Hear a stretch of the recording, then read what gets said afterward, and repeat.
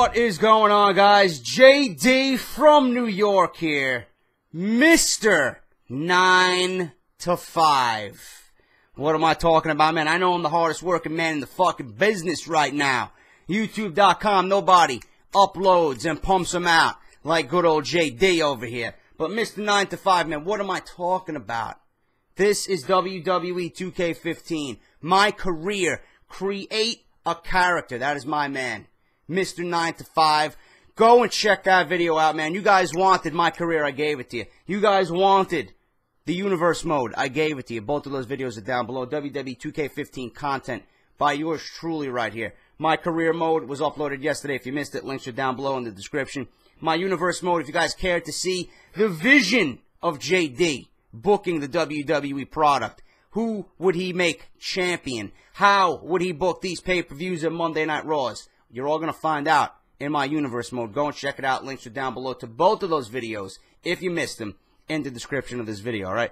This is Off the Script, guys. Number 40, part number 2 for your week ending November 23rd, 2014. I just got out of work. I'm exhausted. I'm going to give you guys Off the Script like I always do.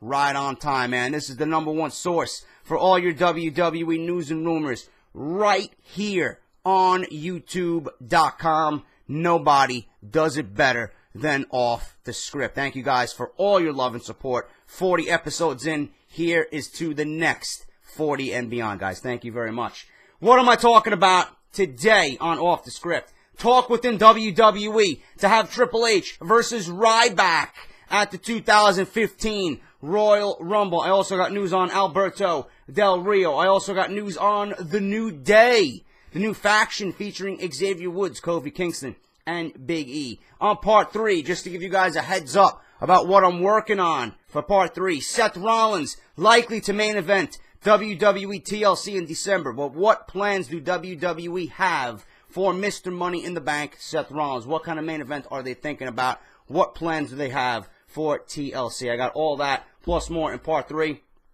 I also did not forget about Brock Lesnar. Big news on Lesnar returning to UFC and Dana White following WrestleMania 31. And I also got news on Chris Jericho returning once again to WWE, when and where he will be back and if he's working WrestleMania. I also got a news story on Bad News Barrett, Wade Barrett, when he's actually returning to the WWE. The former Intercontinental Champion. I can't wait till he gets back. Before I get into the news, guys, quick, let me run through my plugs. #1, Joe Cronin. Go check him out. Links are down below to his Twitter and his YouTube page, all his social media. Go check him out down below. The guys over at Chairshot Reality. If you don't know who Chairshot Reality is, or the guys at Chairshot Reality, shame on you, man. Go and check them out. They just completed their 250th episode with Vince Russo. Great fucking shows. Absolutely can't miss. The #1 talk show on the internet when it comes to professional wrestling, giving you the reality of the wrestling business. My man LeBar, Eisenberg, and Ghoulish, the 3 amigos over at Chairshot Reality, man. Go and check those guys out. Link to their WrestleZone homepage and their YouTube page, linked down below in the description. Go and check them out. Show them some love and tell them that me, JD from NY, sent you over there to go check those guys out. And finally, guys, the guys over at the Talking Wrestling Network, go and check those guys out. I was on their show, Around the Point, a couple of days ago. They were great. They treated me with respect. You know, they were very hospitable.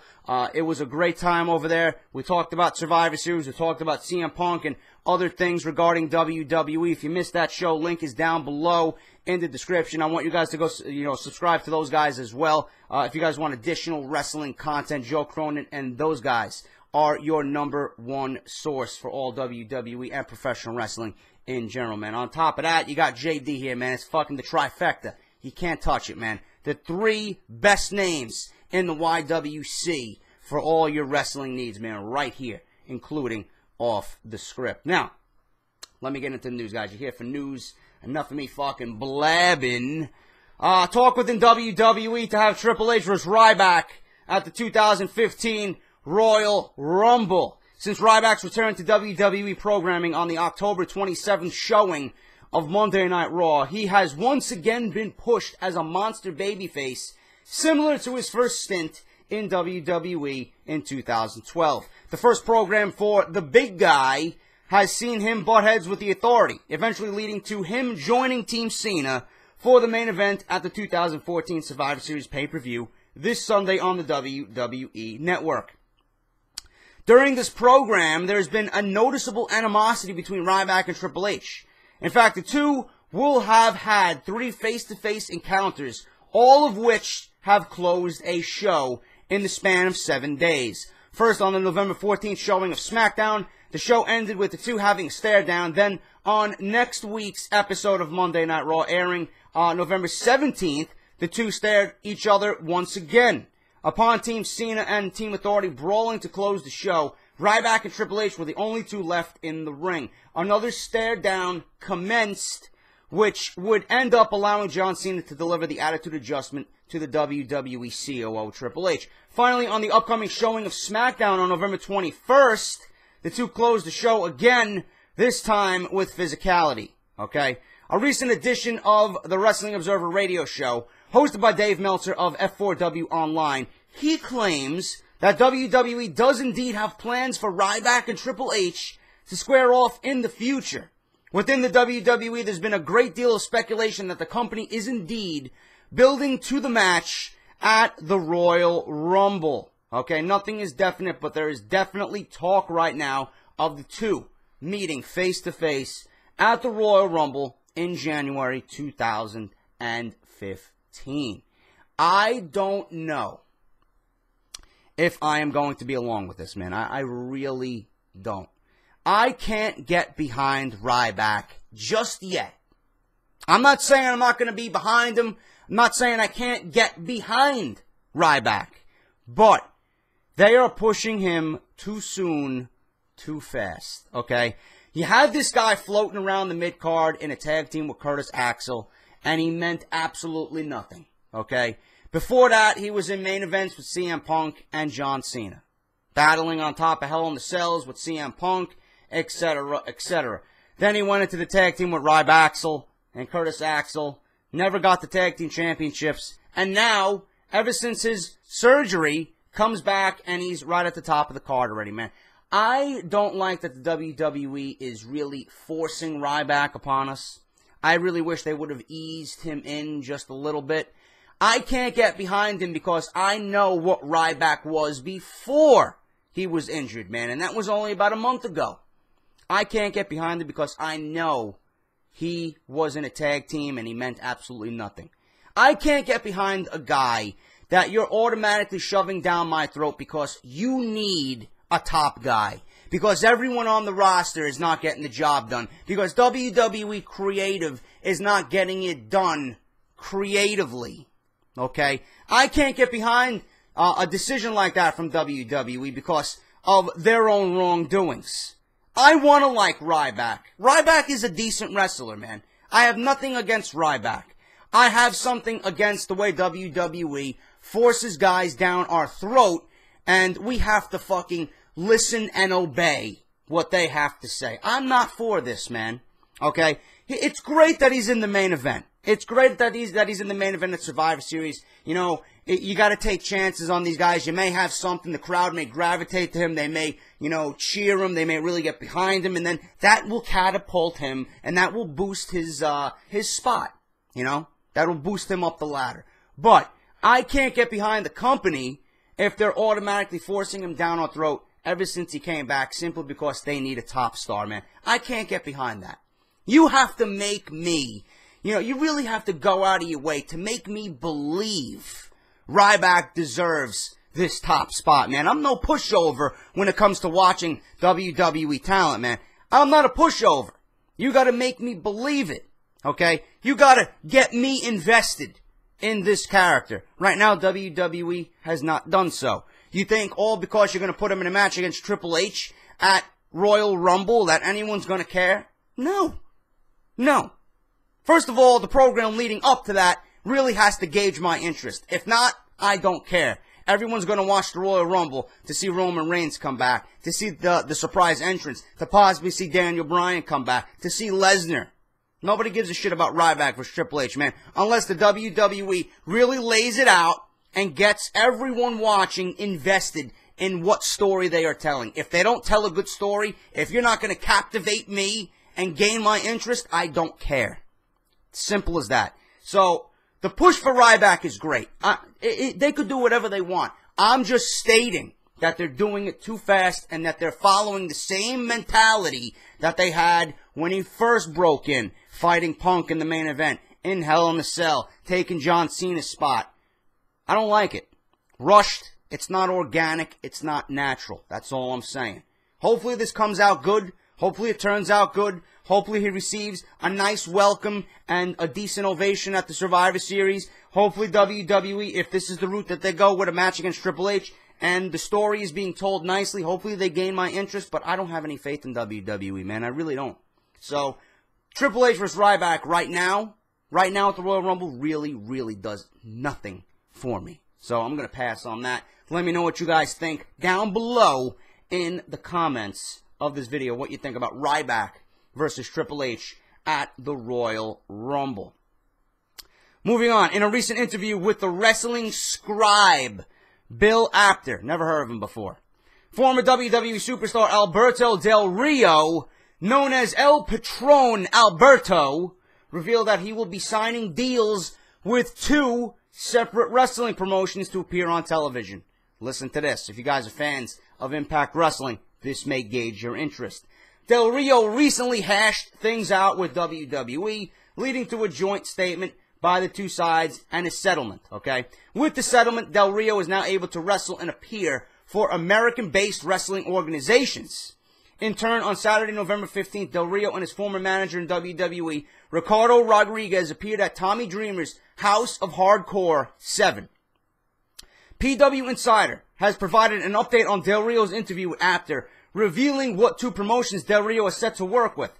According to the website, Del Rio will not only join AAA and its Lucha Underground series, but he's also slated to sign a deal with TNA.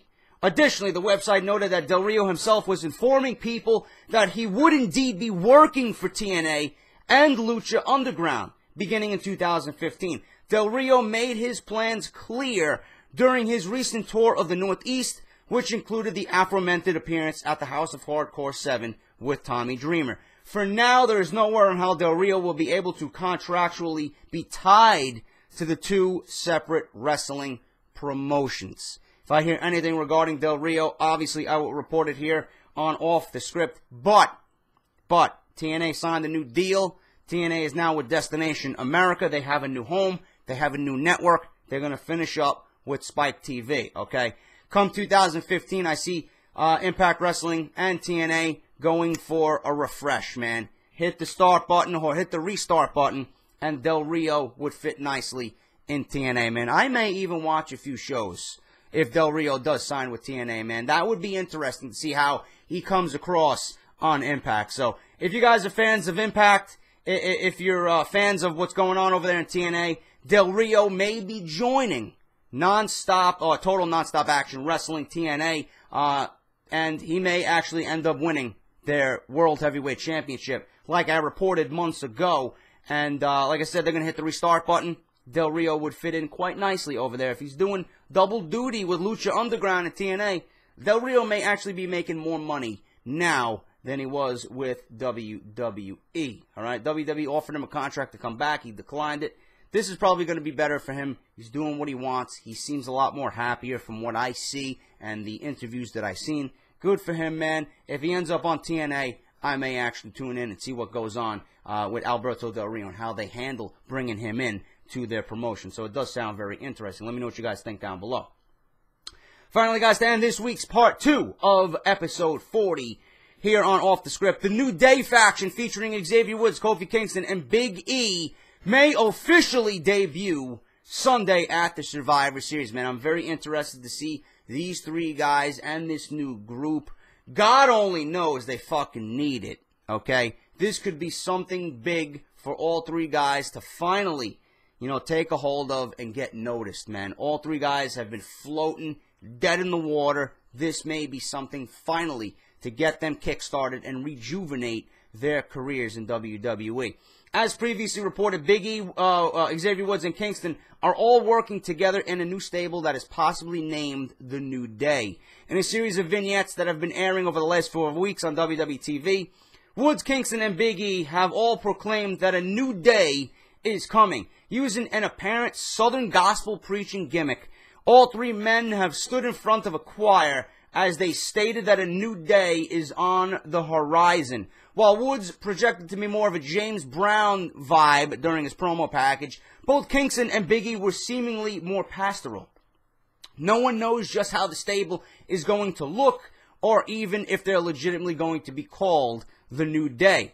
Initially, it was reported that the 3 men would be teaming up to rejuvenate the long-lost Attitude Era faction, the Nation of Domination. However, amidst allegations of racism, WWE reportedly pulled the plug on the idea, which was a good idea following this whole Alberto Del Rio, WWE higher-ups, and Ricardo Rodriguez being very racial with Del Rio and his background. Same thing with Rodriguez. Maybe the new nation was a good thing that it was nixed, man. So I do think the WWE made the right call there. Right. So they cut that amidst allegations of racism. WWE pulled the plug on that. However, the 3 superstars continue to lobby for a chance to work together and may debut as a new group on November 23rd. The trio have been working dark matches and the WWE live events as partners for almost 3 months, gaining familiarity with each other as teammates. Prior to becoming part of the New Day, each superstar had fallen to the lower mid-card status in the WWE rank, and WWE Creative had nothing for them and went forward without even pushing them on WWE programming.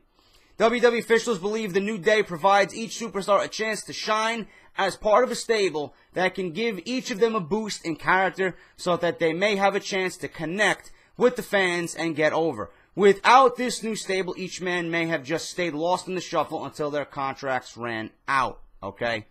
There has been no spoilers in regards as to when or where the New Day will arrive, although many believe it may be to face Fandango during the Survivor Series kickoff show on the WWE Network at 7 p.m. Eastern Time on November 23rd. Like I said, this would be a great way to get these guys back into the shuffle, rejuvenate their careers, give these guys something to do. All 3 men are talented enough to get it going. I hope the crowd gravitates to these guys. I hope they get over. I hope it's successful.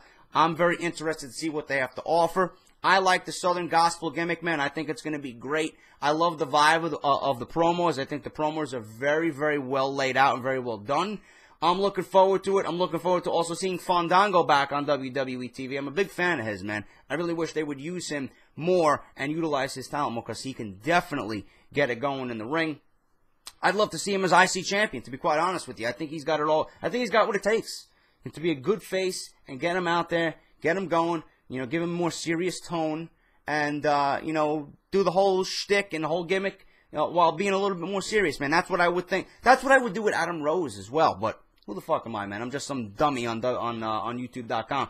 But New Day coming possibly at Survivor Series, November 23rd. I'm looking forward to it. I'm very interested to see what they got to offer, and I'm glad the WWE is going along with this gimmick and giving these guys a chance to shine on WWE programming because, like I said, God only knows that they need it, and WWE can certainly utilize the talent that they have just wasting away, man. This is a good opportunity for all 3 men.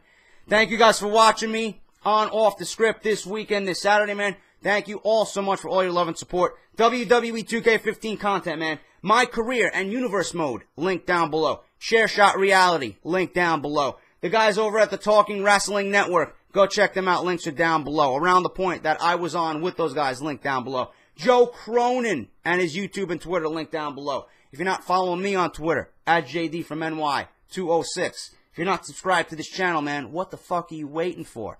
This is the #1 source for all WWE news and rumors right here on YouTube.com. And if you missed Off The Script yesterday, AJ Lee walking away from the WWE after Survivor Series, links are down below for that and everything that I just mentioned. Tomorrow on Part 3, Seth Rollins main eventing TLC against who and doing what. I got the full details on what is in store for Mr. Money in the Bank at TLC, guys. Until Sunday, take care, and I'll talk to you soon.